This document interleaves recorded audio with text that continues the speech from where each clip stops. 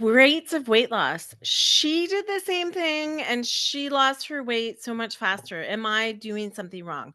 I have a friend taking a GLP-1 and they've lost weight so much quicker than I have. How do I get my weight loss to speed up? These are some of the things I've been hearing from clients in the last few months, and I thought I would bring it to the podcast today as a discussion around why different people may lose weight at different rates. If you don't know me, I'm Kathy Richards. I am a registered dietitian, and I help women in midlife learn to listen to their bodies through intuitive eating so that they can heal their relationship with food, enjoy life, enjoy food, and just be happier in general. So, this is a topic that's come up a few times in the last month or two. So, I thought I would visit it today and talk about why different people lose weight at different rates. Okay. Historically, if you've looked at weight loss, and as an intuitive eating dietitian, my focus is really most of the time take weight loss off the table. That's not the focus. I want to help people learn how to listen to their body, fuel their body in a way that feels good, and that their energy stays consistent throughout the day. In some of my clinical practice, I do work in a clinic where they run an obesity program. So the clients that will come to me through that program are often on a GLP-1 medication, which slows down digestion, helps them feel full longer, and helps them eat less. But does that mean everyone that goes on that medication loses weight at the same rate? No. And what is a healthy weight, rate to lose weight? A bit of a tongue twister there. Um, Historically, we've said, and in my training as a registered dietitian over 24 years ago, we would say, weight loss of 1 to 2 pounds a week is reasonable. And that would be what we would target. But that's not for everyone. So I thought I would hop on today and share with you some of the reasons why your weight loss might look different than somebody else's weight loss. And again, we shouldn't be comparing ourselves or comparing our bodies, right? Our bodies are amazing. I had a picture from my third pregnancy um, show up in my memories yesterday, and I was like, whoa, like I was ginormous, 3 pregnancies within 4 years, and, the body is just stretchy and everything expands, right? But it really helped me come back and have awareness that, wow, like my body our female bodies are amazing. Our bodies do amazing things for us, and bodies change over time, right? Depending on where we are in our reproductive cycle, our body may lose weight easier. Men lose weight easier. They've only got testosterone really to deal with. Their body does well in weight loss. Okay. Often, I've had people coming to me intermittent fasting. The men lose weight a lot faster than the ladies.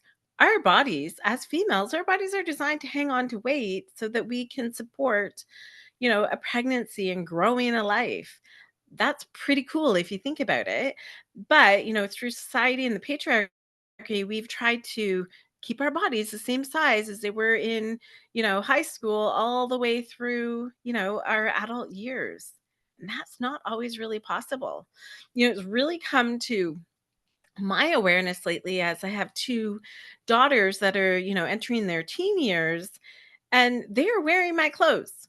Like, they're wearing clothes that I wore a couple of years ago that maybe don't fit as well in the tummy area now, as I'm in perimenopause and things have shifted.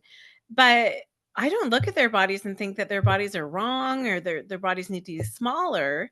They're amazing. They play sports, they're active, they're healthy, they're happy kids. And I can't even imagine why someone would recommend that they would lose weight. But I know when I was in those clothes, I still felt like I needed to lose weight. Weight loss doesn't happen the same for everyone. If you look at some of the research, some people, their microbiome is more efficient. So that means they hang on to calories more efficiently than others. Some people are going to be stuck in stress. And when a body's in stress, it wants to hang on to keep us safe. Some people are just going to have a faster metabolism. Metabolism doesn't slow down as much as we want to say it does as we age. We stop moving. Okay. And it's movement sometimes that we don't even consider. I used to commute 30, well, an hour to get to work and an hour to get back, but it included up to 30 minutes of walking, between transit stations. And that was a big change, when I stopped going to work because I was off with a concussion and then, working from home mostly now since the pandemic. I have to figure out another way to get that activity in, and not because I need to lose weight, but because activity helps our mood, it helps our energy, it helps our body. The more we move, the more mobility we're going to maintain, which is another key factor as we get older, right? I have started a more consistent exercise routine in the last 10 days. Well, the last 2 months, but the last 10 days, reintroducing weightlifting.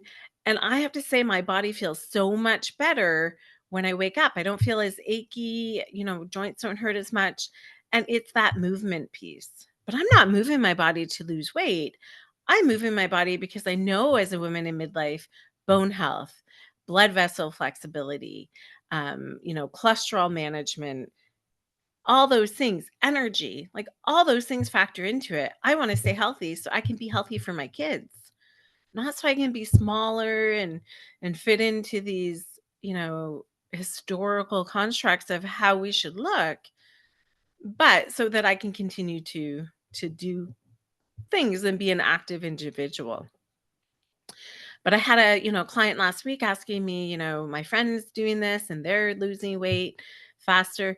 If people don't eat enough, okay, go and look for my video. It's going to be posted soon. Your doctor told you to lose weight. Watch this. Because the number one thing I see is people are not eating enough. A body that's not eating enough will also go into stress mode, and that will help you hang on to weight. Quite often we're scared to eat enough, and that's because we've been told over the years, 1,200 calories a day to lose weight. And I will put my hand up. Oh my God, I'm so sorry to all those clients that I used to tell that to.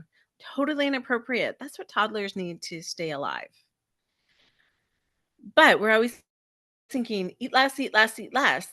That's not the case. In the, successful clients I've had, I can think of 3 offhand in the last year, how they managed to lose weight. And of course, we weren't looking at how much weight per week and we weren't weighing ourselves every day. But how they managed to lose weight was actually by starting to fuel their body on a consistent basis with a good balance of macronutrients. And they were able to lose weight. But it wasn't about having less. It's never really about taking less. Okay, but genetics will come into play. So if you want to compare yourself to someone else doing the same thing, getting different results, you don't know that, when you were in the womb, your mom was under stress and or was dieting, and that caused your body and your genetics to shift to hang on to weight to keep you safe. Our bodies are amazing. But we don't know what was happening. We don't know the stress that our mothers were under when they carried us.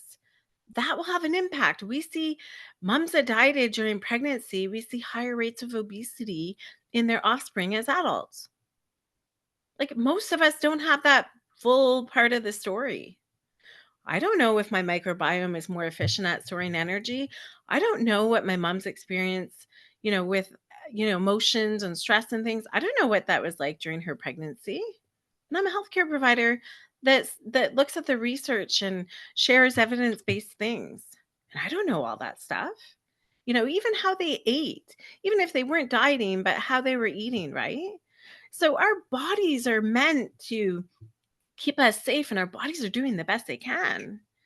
If we are, actively trying to lose weight and we're comparing ourselves to other people, there's so many different factors. It's not just movement, it's not just activity, it's stress, it's genetics, it's the good bacteria in our gut. There are so many different factors. So I would say instead of focusing on the rate of weight loss or how much weight total lost, I would focus on those health behaviors, those things we can control, being hydrated, sleeping well, doing things to help us manage our stress, eating enough. And that is key. I'm going to link that other video here, but eating enough to support our body. There's so many different factors that if we compare ourselves to someone else's situation and their rate of weight loss, it's doing ourselves a disservice. Number one, we don't need to lose weight. We're worthy just as we are. But if we're in a space where that's our focus, we should keep our focus on ourselves. Put your blinders on, do your health behaviors, move your body more. We see people that live in bigger bodies but are active have, lower cholesterol than people that live in skinny bodies, aren't active and don't eat well.